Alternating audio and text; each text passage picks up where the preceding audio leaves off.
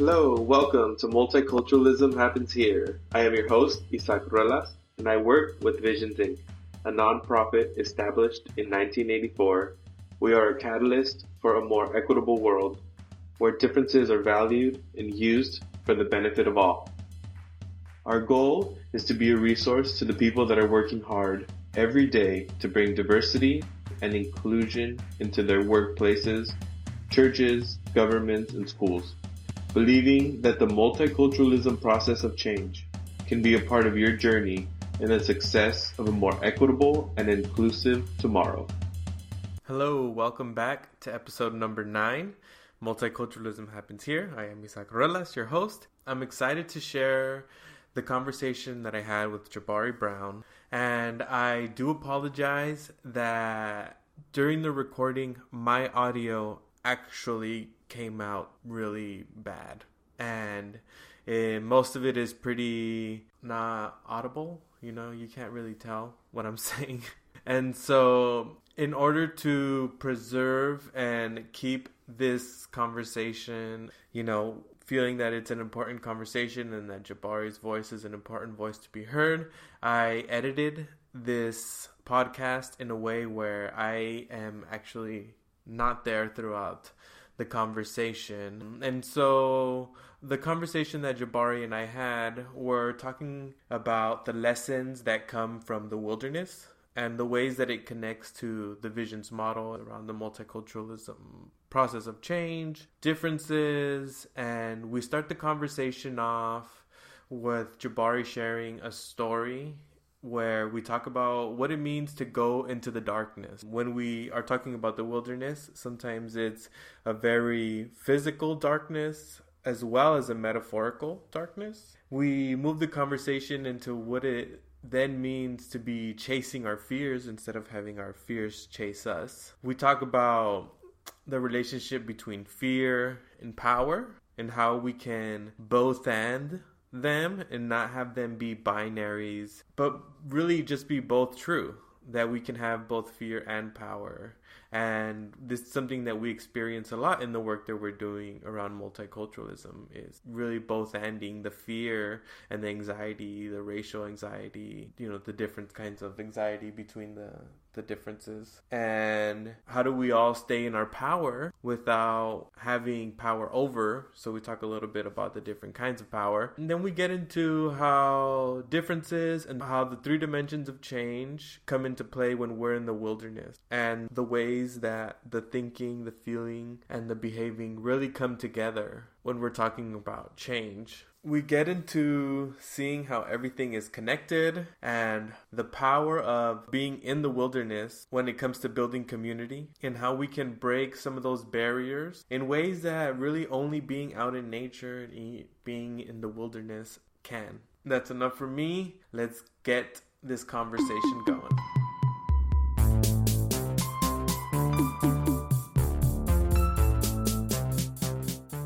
Yeah, I'm excited to be back here on the podcast with you. Multiculturalism Happens Here. And I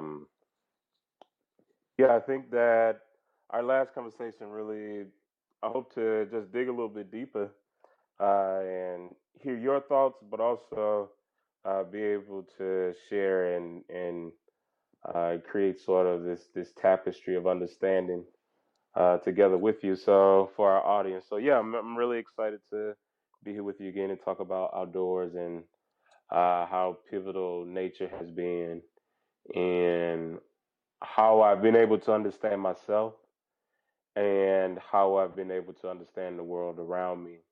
And that layer with visions uh, has created a deep understanding of myself and again the world around me. So thank you for having me again. Thank you, thank you for having me again.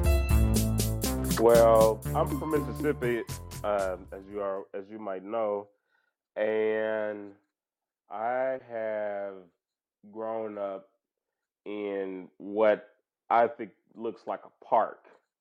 So just for numbers' sake, 50% of folks that 50% of residents in Mississippi live in rural settings. Um, And Mississippi, arguably, although it has many cities, doesn't have uh, a city that compares to Pasadena or Boston. Like we don't have large cities, so to speak. Our population, state population, is pretty small. And growing up in a rural setting, uh, the, there are many stories that comes to mind for me, but one that I want to share is um, happened more recently while living in Louisiana. So I like to be out on the water and boat and canoe and fish and things like that. So I'd say maybe 3 or 4 years ago, I was out on a full moon canoeing journey where me and five other folks went out in canoes around 11:30 midnight, and it was a friend's birthday. And while out in this on the water, we went through multiple different passes. So and we got to this bayou, Shellbank Bayou, and the water, the passage for the boat was only as wide as the canoe itself. Other than that, was a lot of lilies and water succulents and plants and all. And mind you, it's dark, although it is a full moon. And moving through this body of water, I found multiple things to be true, and one being bugs and insects, just like this entirely different life that was existing at the same time as my life was existing in this same space. Now, these insects are always there, but I'm not always there. So it was an introduction to this space that I hadn't really prepared for. And the other thing that I found on this journey through on this canoeing trip was we would get to spaces on a particular leg of the journey where it was pitch black, uh, dark. We could see this darkness ahead of us. And my body initially said, don't trust darkness. Like, don't go into darkness. I don't know what's there. I don't know what's on the other side of the darkness. If there is another side of the darkness, for all I knew, it was the end of the as far as we could go. And this continued to happen, and what I found that whenever there was darkness ahead of us, that it illuminated an opportunity to turn. So there was no other way to go but the direction of the moonlight on the water once we was in the darkness. But fear apprehended me, or was the first thing that came to mind when I saw the darkness. And so, once we got out of this, pretty densely forested space, it was like a big like sign of relief. But I also was aware that I had learned something, that fear can be a barrier to me moving toward whatever my goal is in life, if I'm to look at it that way, right? So, starting college, or, for a smaller kid going to grammar school, kindergarten, or first grade, it's a very scary experience. And, after the first week, maybe that kid is very excited. It's like, wow, I can't wait to come back to school. But that school might represent a space of darkness, an uncharted territory, a place that child hasn't gone before. And learning assumes that we are acquiring something that we didn't have before we started the journey. And so that little nugget of wisdom continues to stick with me today and to guide how it is I am approaching fear. Not that I ignore that the fear is there, I acknowledge it, understand the message that it's sending to me, and that it's something that's new. I'm about to learn something. I haven't been here before. And that if I continue to move through that feeling of fear, which was initial for me, that I find myself, moving closer toward whatever the goal is, or acquiring a new skill, or learning a new language, whatever the it might be. So that's one of the lessons that I've learned from nature that stick really close to me. Close. Lessons that I've learned to me how I can hold both fear and power, and in how Visions thinks about power, being the ability to do a thing or having the knowledge of a thing, and not necessarily power over someone else or some other thing. It allows me to hold both of those at the same time, in that there are two feelings that are there. I'm feeling challenged on the one side, and then on the other side, I'm feeling very capable. And even now, I had a thought, which is, what might my life look like if I chased my fears as opposed to my fears chasing me? Like, what might my life look like? How might I surprise myself if I were to chase those things that incite fear for me? And it brings to mind this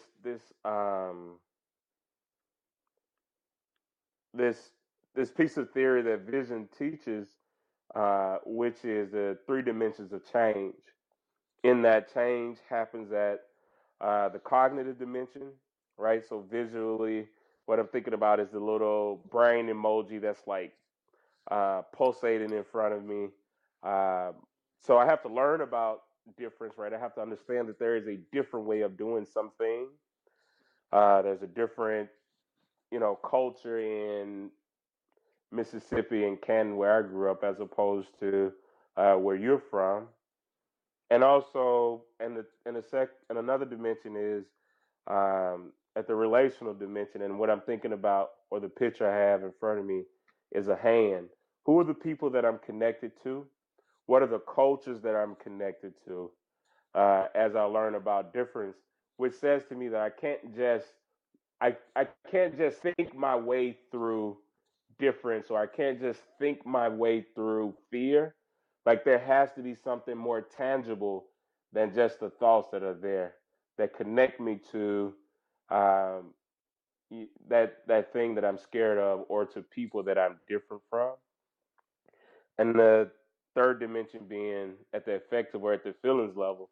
And what I'm thinking about visually is a heart, right? Like, how is my heart being changed? One of the things that one of the quotes that comes to mind for me is the Maya Angelou quote, which is, I've learned that people will forget what you said, but people and will forget what you did, but people will never forget how you made them feel. Right. So at the heart level, what is it that I'm feeling? So, and in those three dimensions of change, like, I think, and how Vision teaches it, is talking about, I understand it as how to change culture, how to make connections with folks and cultures that are different from me. I have to know that there's a different way of doing something. I have to be connected more beyond my thoughts, and I have to be changed at the feelings level. And when I think about fear as well, or learning, those same principles apply, right? Learning something, I'm a very tactile learner, so a person can give me instructions all day, and I have to be in relationship with that thing. I have to try it on myself. I have to try out the equation myself. I have to build it myself to make it concrete for me, to cement the learning. And feelings, it's that memory for me of the experience that I had at the relational dimension, right? So as my learning and, being in relationship with you, Isaac, has created a change at the feelings level that allows me to continue to move forward, and to be changed. Um, and so when I think about that in tandem with learning, that those sort of thoughts come to mind. Learning that come to mind. Yeah. So one of the ways I think that myself being in connection with nature um, brings about a change or brings about a experience in me understanding differently is that when I'm outside in nature, I am in relationship at a deeper level with food, right? You talked about making coffee in the backcountry, uh, foraging for food, or whether we're, backpacking and we bring all of our food with us. I'm intimately in relationship with what is required to cook every meal, what is required to drink water, what is required to clean myself, and I'm also in deeper relationship with the folks that are around me. So I did a backpacking trip and sea kayaking trip for a month in Alaska in the Prince William Sound, and in the Chugach Mountain Range. And there were 12 of us, and over a month, I was able to bond with folks that I had never met before very closely. And it's because of the relationship that we had to build with one another, even if only for safety and security. I had to depend on my other teammates that were with me that, uh, you know, if a bear was to come, that I would be alerted and would be able to, protect myself and remain safe. That they were going to harvest blueberries that were ripe. And so my thinking is that it brings me in closer relationship with the world that's around me, where I am not in charge of nature, but I'm fundamentally a part of the ecosystem that nature has created. Now, how I think that works in tandem with difference is just like that fear I talked about on the water.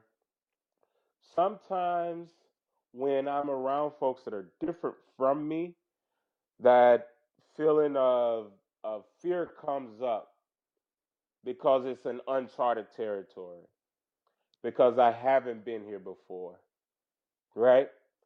And if I sit with that feeling of difference or with that feeling of fear, intentionally or unintentionally, what I'm doing is avoiding contact with those other people or this other group, whoever they might be. And I surround myself likely with people that are more similar to me. And I don't learn across that difference. I don't have the luxury of learning a different way of cooking, learning a different way of speaking, learning a different way of being in relationship with the land and the people around me, because I created this barrier uh, that prevents contact. Contact. Yeah, and I think that as we become more and more dependent on technology, um, for ease of exchange of money, ease of exchange of goods. It's more convenient to shop online as opposed to going to the store. We save gas. We do all these other things. I think that convenient and ease with convenience and ease means that we're also giving up something. And the something that I fear that we're giving up is relationship with other people and where the goods are coming from. When I order my new iPhone, where is it coming from? Where is the plastic coming from? How is that impacting the environment? Who are the people that are making the cell phone? As opposed to the people that I'm paying for the cell phone. So I think about all these things in concert, and what it appears to me is that I can live in a world and be disconnected with the folks that are making or creating the world that I'm experiencing. That I'm disconnected, when I go and buy my hamburger, I don't know where the cow lives. I don't know where the grain was harvested for the bread or where the mustard came from. Like I don't know those things, yet I'm meeting an essential need for myself. Which is kind of like a conundrum, when I think about it that way. I'm meeting a need, but I don't know who's meeting that need or allowing that to be possible for myself. And just as it's possible to grow your own food and to understand where your food comes from, for most folks, or some folks, I should say, I think that being in relationship with folks that are different from me is also possible. It takes more work to grow my own food. I have to know when to plant, tomatoes and squash, how to start them from seed, what type of pests might come up and eat the tomatoes or damage them. And that same thing is true when I'm in relationship with other people, right? As I begin to understand and know people that are different from me, I can understand how, I experience the world different from them and how I have privileges that some other folks don't. And also, there are instances where other folks have more privileges than me. And is it possible to still be in relationship with those folks? And I think the answer is yes. I think the answer is yes, yes, yes, yes, yes, yes. So one of the things that came up in PACE, in the PACE training in Boston most recently.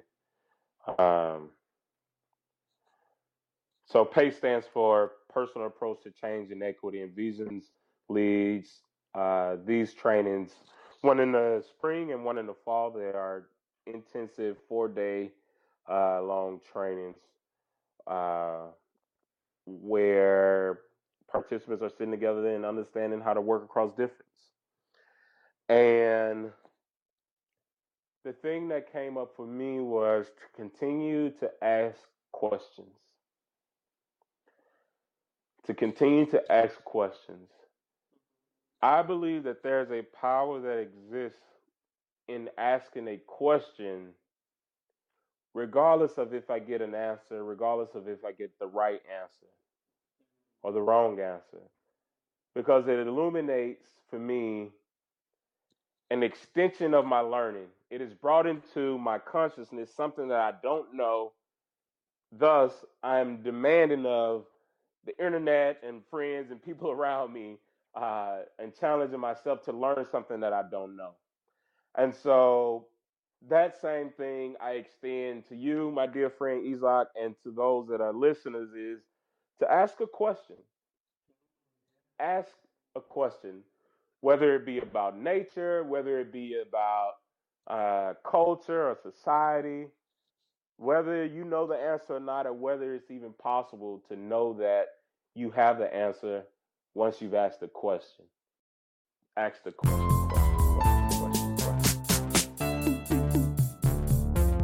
All right, thank you again, Jabari Brown, for joining us at Multiculturalism Happens Here. I'm excited for our next conversation. If you enjoyed getting to hear about Jabari and are interested in learning more about him and his work, he is located in New Orleans, Louisiana region. You can find more about him on our website and about all our other amazing consultants. And remember, keep asking questions. Keep asking. If you found this helpful or resourceful, give us a like, subscribe, a comment, or a share. Consider giving to Visions. Visit our website for more information at www.visions-inc, that's inc.org, O-R-G. If you're interested in joining any of our workshops, trainings, or youth summits, you can find more information and registration on Eventbrite. And if you're interested in having us come to you, contact us for more information. I am Isaac Ruelas, wishing you a brand new day and a better way. Peace.